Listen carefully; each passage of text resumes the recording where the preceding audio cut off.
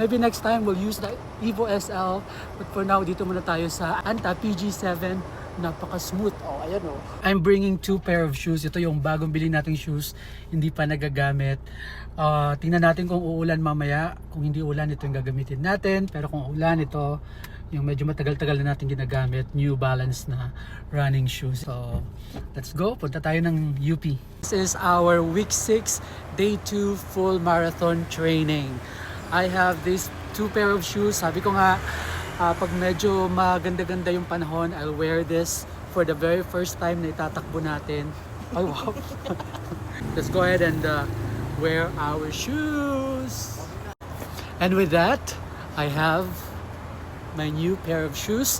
Let's have some warm-up.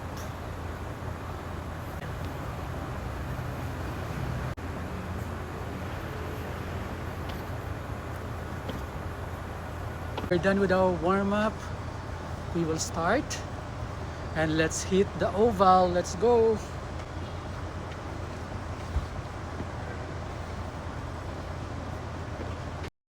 Let's go. Kung ilang kilometers lang yung maabutan natin. Basta ayaw ka magpaulan today. Pag uulan, hinto na tayo. Let's go. Wow. Bilis tumakbo itong kasabay ko. Okay, 7 kilometers. Water break daw muna. 7 kilometers, 42 minutes. Water break. Ayaw mo na? Hindi na kaya? Okay. Okay na daw siya.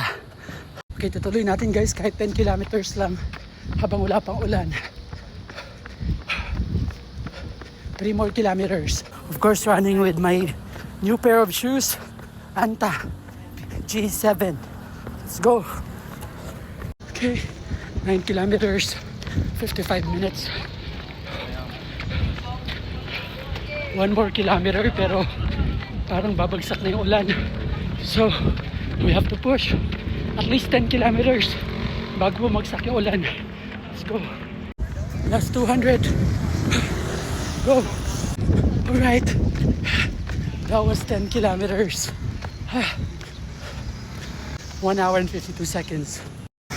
Babagsak na yung ulan. So, I think that's enough for today. Alright, mukhang uulan na nga guys. So, I'm just happy that we're able to make at least 10 kilometers today. Kasi kanina tinatamad ako. Usually, yung takbo natin madaling araw. Pero today, we decided to run 4 p.m. or I think before 4 p.m. nandito na kami kasi walang ulan. Usually kasi hating gabi madaling araw ang lakas ng ulan. Kaya we decided to have our training or to have my marathon training at this hour. Katulad yan, parang babagsak na yung ulan. So good job to my new pair of shoes, Anta PG7. Ang smooth, ang soft sa paa.